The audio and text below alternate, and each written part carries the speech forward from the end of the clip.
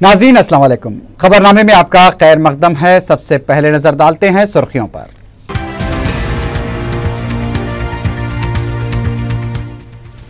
Intermediate साल दुवम के नताइज का ऐलान। 65.57% नतीजा, 82% के साथ जिले कृष्णा सरे फहरिस्त।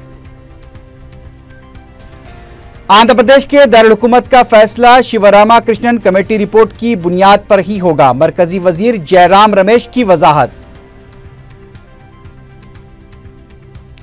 फहरिस्त राय दहिंदगान में नामों की शमूलियत की मुहिम का दोबारा आगाज। मुख्तलिफ शिकायतों के बाद इलेक्टोरल ऑफिसर का ऐलान।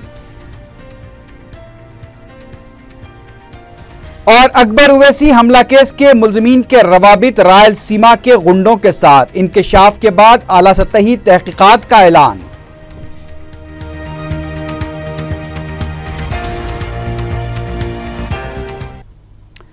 सुर्खियां आपने देखी है, बढ़ते हैं खबरों की तफसील की जानिब।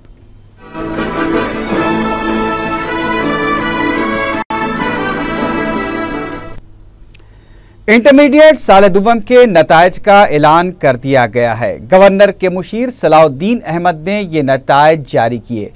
गुज़िश्ता साल के मुकाबले इस साल कामयाबी के फीसद में 0.21% का इजाफा हुआ है। कामयाबी का मजमूई नतीजा 65.57% रहा। साल दुवम के इम्तिहानात में 8,01,429 तलबा ने शिरकत की थी, जिसमें से 5,25,526 तलबा ने कामयाबी हासिल की। लड़कियों का नतीजा 69.52 और लड़कों का 61.87% रहा। नताइज की इजराई के मौके पर मीडिया से बात करते हुए गवर्नर के मुशीर ने बताया कि सप्लीमेंट्री इम्तिहानात 25 मई से 1 जून तक मुनक्किद होंगे। पर्चों की दोबारा जांच और सप्लीमेंट्री इम्तिहानात के फीस के अदखाल की आखिरी तारीख 9 मई मुकर्रर की गई है। नताइज में 82% के साथ जिले कृष्णा पहले नंबर पर रहा। विशाखापट्टनम और नल्लूर 76% के साथ दूसरे, गुंटूर 72 के साथ तीसरे, चित्तूर 71% के साथ चौथे, प्रकाशम 67% के साथ पांचवें और हैदराबाद 64% के साथ छठे नंबर पर रहा। मेदक और आदिलाबाद का मजमूई नतीजा 50% से भी कम रहा। College principal memorandum of marks 7 मई तक हासिल कर सकते हैं। 37 candidates appeared, of which 46,399 have passed. The pass percentage being 60.7. The principals will collect memoranda of marks and tabulation records from the regional inspection officers on 7th of May 2014, and the memoranda of marks will be given to the candidates. The discrepancies, if any, found in the memorandum of marks should be referred to the board through concerned principals before 1st of June 2014. Intermediate advanced supplementary examinations May-June 2014 will be held from 25th May 2014 between 2:30 p.m. and 5:30 p.m. and the last date for payment of examination fee is 9th May 2014.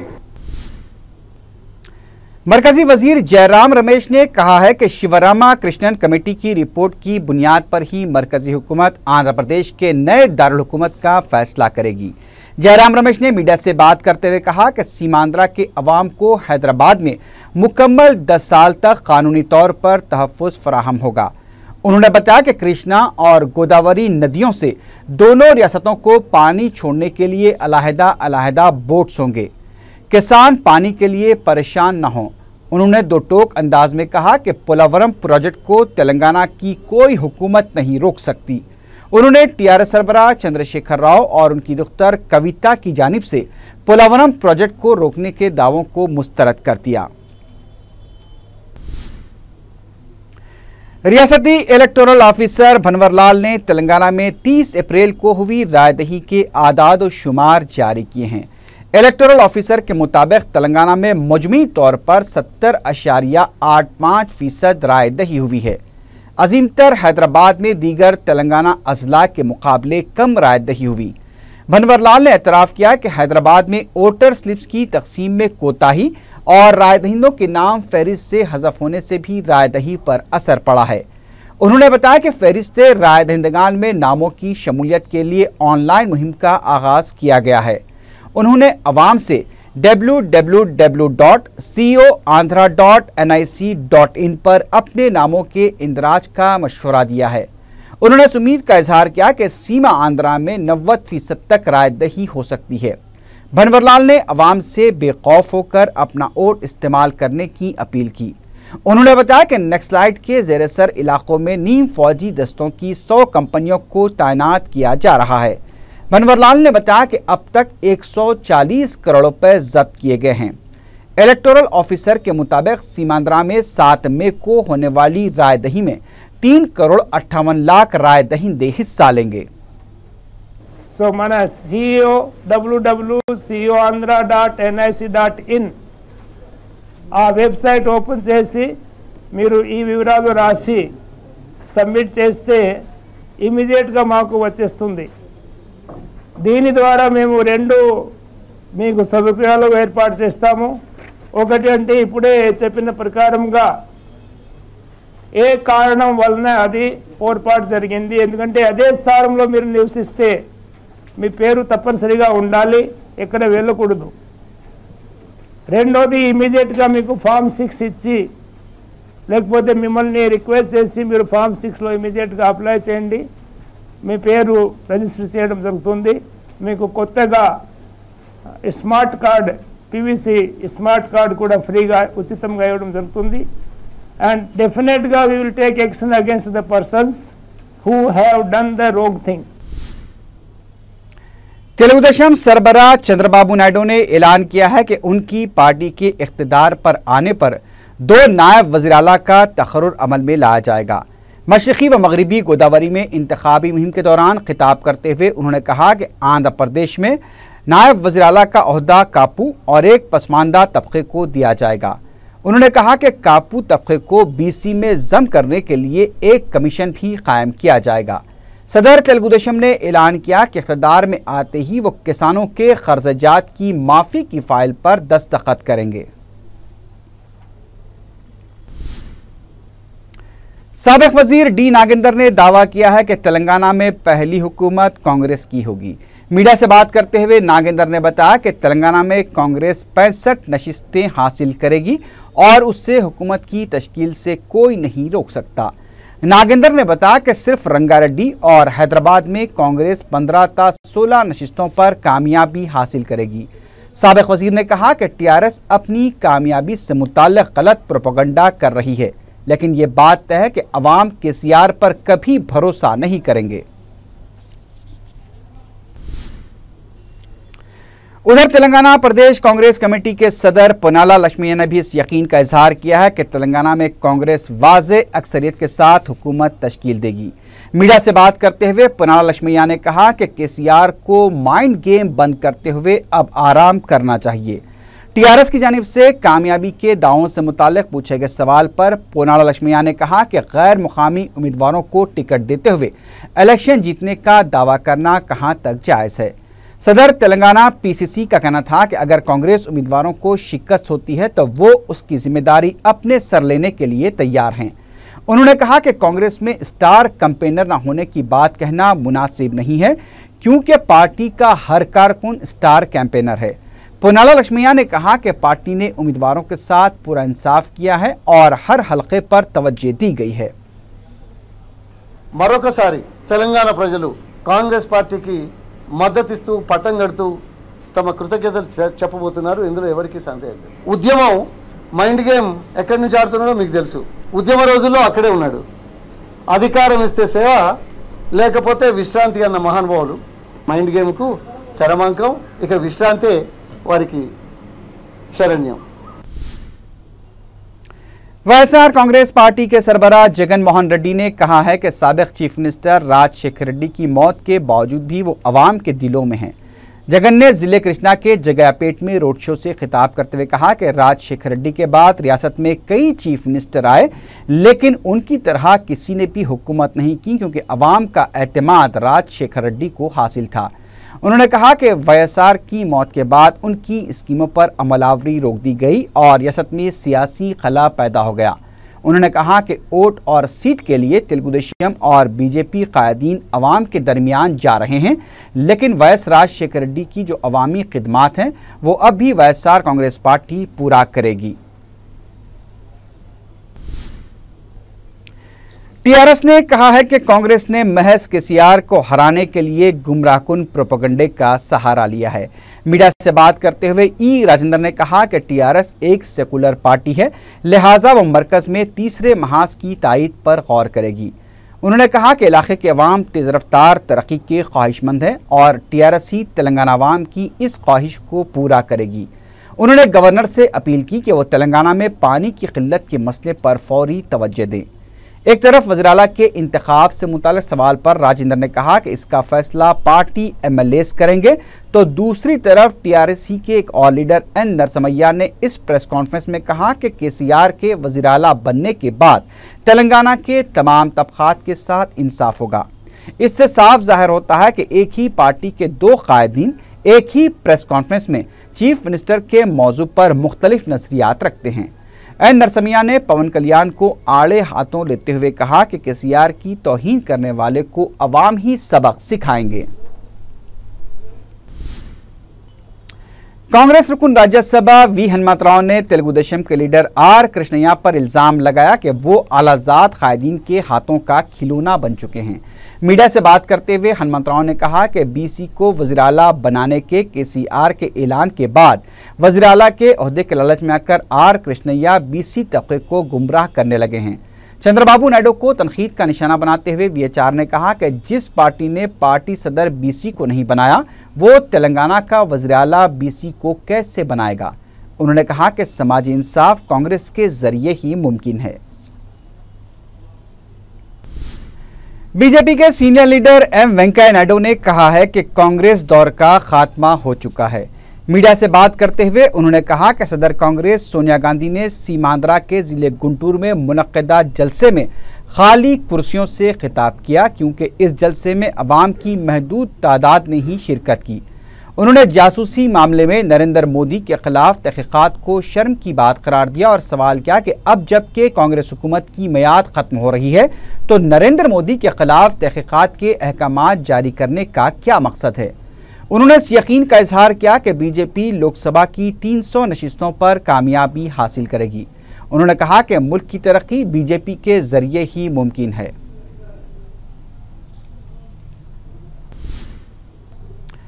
शहर में 30 अप्रैल को हुई रायदही के अमल में हिस्सा लेने वाले teachers और दीगर मुलाजमीन ने कम मुआवजा अदा करने पर एमआरओ आसिफ नगर के दफ्तर के रूबरू धरना दिया।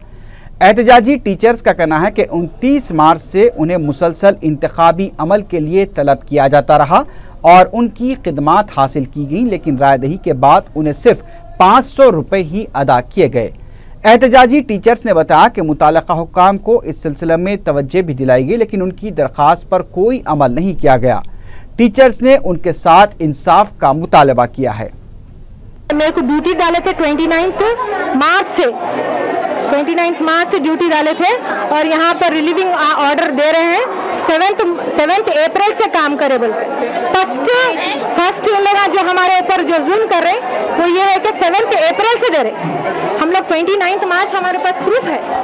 और एक चीज़ बीएलओ जो ड्यूटी दिए हैं हमारे को, वो ड्यूटी हम लोग 29 मार्च से पहले आईडी कार्ड दिए हम लोगों को। आईडी कार्ड देने के बाद में पूरा फिर के सब घरों को देने के बाद में भी 18 अप्रैल को हम लोगों को स्लिप्स दिए और वो भी कितने 700 से लेके 2000-2500 तक दिए एक एक जनों को। Professor S A. Shukoor, special officer रियासती अखिलियाती मालियाती कॉरपोरेशन ने कहा है कि 28 मई को इलेक्शन कोड के खात्मे पर कर्जों के लिए सब्सिडी की इजराई शुरू हो जाएगी। हुकूमत ने इस ज़मीन में 100 करोड़ रुपए के बजट में से 75 करोड़ रुपए जारी कर दिए हैं। इलेक्शन कोड के निफाज तक इसमें से 11 करोड़ रुपए इस्तिफादा कुनिंदगान को जारी किए जाएंगे, जिसमें हैदराबाद के लिए 1.87 करोड़ रुपए जारी किए गए हैं, जबकि हैदराबाद में 5,991 इस्तिफादा कुनिंदगान ने कर्जों पर सब्सिडी के ज़िम्मन में फॉर्म दाखिल किए हैं, जिसके लिए मजीद 22 करोड़ दरकार हैं।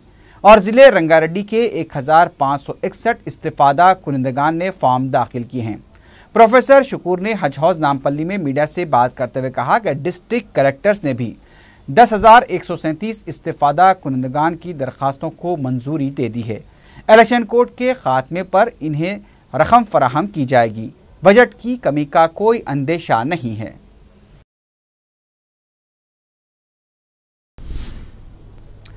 महकमे जेल के डीजी ने चरलापल्ली जेल का अचानक मायना करते हुए अकबर ओवैसी हमला के मुलजिमीन के कब्जे से 7 मोबाइल फ़ोन जब्त कर लिए हैं। अहम मुलजिम मोहम्मद याफई और जेल में मरूज उनके अफराद ख़ानदान के रायलसीमा के ख़तरनाक मुजरिमों से मुसलसल बातचीत का चौंका देने वाला इंकशाफ हुआ है।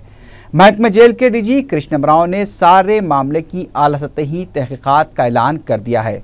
4TV ज़राए के मुताबिक डीजी अपनी टीम के साथ सुबह 10 बजे अचानक चरलापल्ली जेल पहुंचे और मोहम्मद याफई व दीगर मुलजिमीन के बैरक्स पर धावा करते हुए उनके कब्जे से 7 मोबाइल फ़ोन जब्त किए।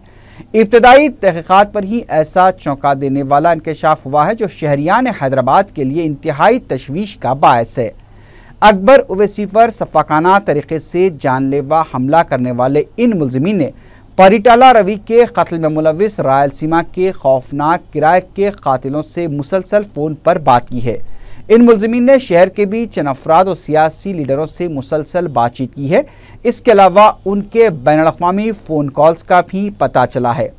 इस हसास मुकदमे की संगीनी को महसूस करते हुए डायरेक्टर जनरल कृष्णम राव ने सारे मामले की आला सतही तहकीकात करवाने का ऐलान किया। कातिलों, डाकुओं, चोरों और गैर समाजी अनासिर को जेल में इसलिए रखा जाता है कि वो अपने किए की सजा भुगतें और सुधरने की कोशिश करें, लेकिन चरलापल्ली के अलावा दीगर जेलें भी मुजरिमीन के लिए आसान पनागाहें साबित हो रही हैं, जहां से वो न सिर्फ बाहरी दुनिया से राब्ते में हैं बल्कि अपना नेटवर्क भी चला रहे हैं। हुकूमत व अदलिया को इस मामले में संजीदगी से गौर करने की ज़रूरत है। आबकारी पुलिस ने आम इंतखाबात के दौरान सिकंदराबाद में मुतमव्विल अफराद को कीमती शराब फरोख्त करने के इल्ज़ाम में 2 अफराद को गिरफ्तार कर लिया है, जबकि उनका एक साथी फरार होने में कामयाब हो गया। आबकारी पुलिस ने मीडिया को बताया कि उनकी टीम ने एक मुसद्दक़ा इत्तला पर कार्रवाई करके शिवाजी पटेल और रामू को बुलारम में रंगे हाथों गिरफ्तार कर लिया। उन्होंने बताया कि चूंकि आम इंतखाबात के दौरान शराब की दुकानें बंद रहती हैं, इसलिए इस टोली ने चेन्नई से बजरिए कार कीमती शराब लाकर उप्पल में स्टॉक जमा किया था, जहां से वो ख्वाहिशमंदों को ज़्यादा कीमत पर फरोख्त किया करते थे। आबकारी पुलिस ने 10 लाख रुपए मालियाती शराब जब्त करके मफरूर गोपी की तलाश शुरू कर दी है। रेजिमेंटल बाजार वाक़े गोपालपुर में एक मकान से 25 तोले के तिलाई जेवरात, 1.5 किलो चांदी की अशिया के अलावा 25,000 रुपये नकद रकम लूट ली गई। तफसीलात के मुताबिक 65 साला सुशीला, जो अपने घर में तनहा रहती थी, हफ्ते की अलल सुबह करीब 5 बजे पानी भरने के लिए उठी थी कि 2 सारिक मकान के पीछे की दीवार फलांकर घर में दाखिल हुए और उसका गला दबा दिया, जिसकी वजह से सुशीला नींद बेहोश हो गई। सारे सुशीला के पास से अलमारी की कुंजियां लेकर सोने चांदी के जेवरात और नकद रकम के साथ फरार हो गए। गोपालपुरम पुलिस इस वाक़े की तहकीकात कर रही है।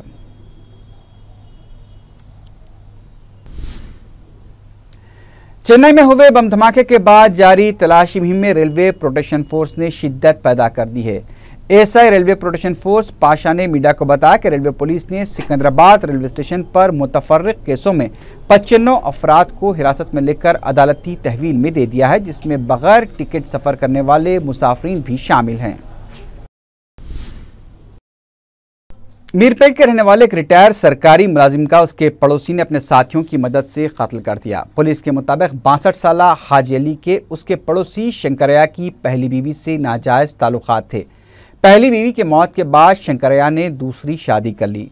हाजी अली शंकर की दूसरी बीवी के साथ भी छेड़छाड़ कर रहा था, जिसका पता चलने के बाद अप्रैल के दूसरे हफ्ते में शंकरैया ने धोखे से हाजी अली को सनसिटी लंगर हाउस बुलाया। वहां पर शराबनोशी के बाद उसने पत्थर डालकर हाजी अली का कत्ल कर दिया। कत्ल के 4 हफ्ते बाद शंकरैया ने पुलिस को इस वाक़े की तफसीलात बताई। पुलिस ने टीपू खां ब्रिज के पास से हफ्ते के दिन हाजी अली की लाश निकाली। शंकर और उसके साथियों को हिरासत में ले लिया गया है। लाल टेकरी इलाके के एक साकिन एक शख्स ने अपने भाई के खिलाफ नामपल्ली पुलिस स्टेशन में शिकायत दर्ज करवाई है कि उनके मकान को जबरदस्ती खाली कराने के लिए गैर समाजी अनासिर से मदद दी गई और हमला किया गया। उन्होंने इल्ज़ाम लगाया कि उनके भाई ने खवातीन और बच्चों को डराया और जान से मारने की धमकी दी। उनकी शिकायत पर नामपल्ली पुलिस ने तहकीकात का आगाज़ कर दिया है। उनका कहना है कि उनके पास मकान के मुसद्दक़ा दस्तावेज़ात मौजूद हैं, इसके बावजूद उनको घर से बेदखल करने की साजिश की जा रही है। आखिर में सुर्खियों पर एक बार फिर नजर डालते हैं।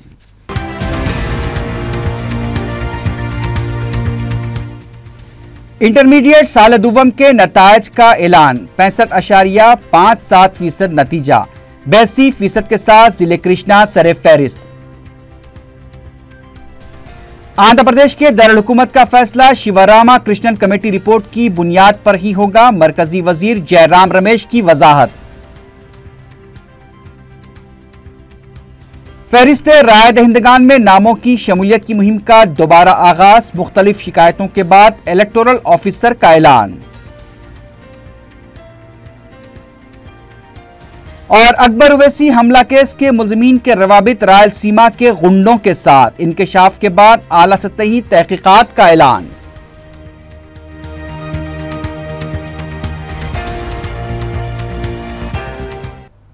इसी के साथ ही खबरनामा अख्ताम को पहुंचा। अल्लाह हाफिज।